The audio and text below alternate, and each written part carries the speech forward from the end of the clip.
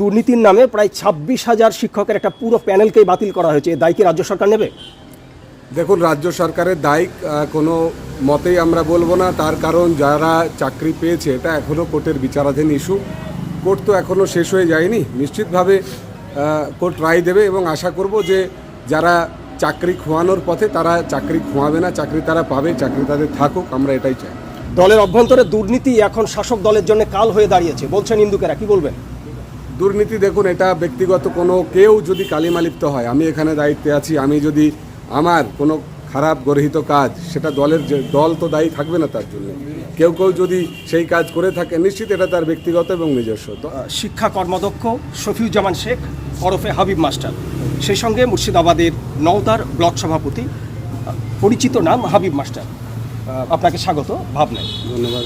বহরমপুর লোকসভা নির্বাচন, দুটো হেভিওয়েট প্রার্থী, একদিকে ইউসুফ পাঠান, অন্যদিকে আবার অধীর রঞ্জন চৌধুরী, কি বলবেন? দেখুন, হেভিওয়েট কথাতে আমার আপত্তি আছে যে দুজনেই হেভিওয়েট। ইউসুফ পাঠান একটা গ্লোবাল ফেস, সারা বিশ্ব নন্দিত বন্দিত একটা মানুষ।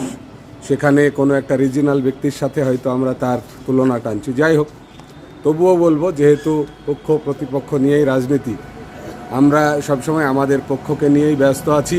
কোথায় কারা কিভাবে আছে সে নিয়ে আমরা বিচলিত নই এবং আমাদের প্রার্থী জিতবে, এতে আমরা দারুণভাবে আশাবাদী আর কি, অনেক মার্জিন নিয়ে জিতবে। জেলার শিক্ষা কর্মদক্ষ হিসেবে আপনার কাছে জানতে চাই, ভাবনার পক্ষ থেকে যে প্যানেল বাতিলের দুর্নীতির নামে প্রায় 26,000 শিক্ষকের একটা পুরো প্যানেলকেই বাতিল করা হয়েছে, এই দায় কি রাজ্য সরকার নেবে?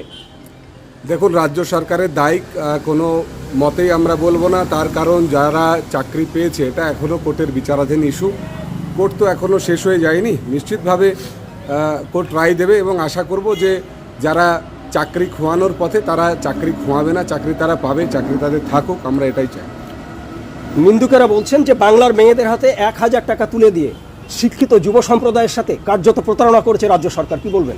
বাংলার মেয়েদেরকে 1,000 তুলে দিয়ে দাম দেওয়া হয় না। বাংলার মেয়েদেরকে সম্মান দেওয়ার চেষ্টা করেছে নেত্রী। যে সম্মান বিগত দিনে 34 বছরের রাজনীতিতে আমরা কাউকেই দেখিনি এগিয়ে আসতে। বাংলার ঘরে ঘরে বাংলার মেয়েরাই তাই জবাব আগামী দিনে 13 তারিখে ইভিএমে বোঝাবে। দলের অভ্যন্তরে দুর্নীতি এখন শাসক দলের জন্য কাল হয়ে দাঁড়িয়েছে বলছেন ইন্দুকেরা, কি বলবেন?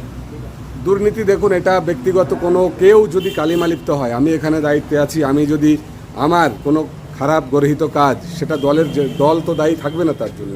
কেউ যদি সেই কাজ করে থাকে, নিশ্চিত এটা তার ব্যক্তিগত এবং নিজস্ব। দল এখানে কোনো রকমভাবে দায়বদ্ধ নয়।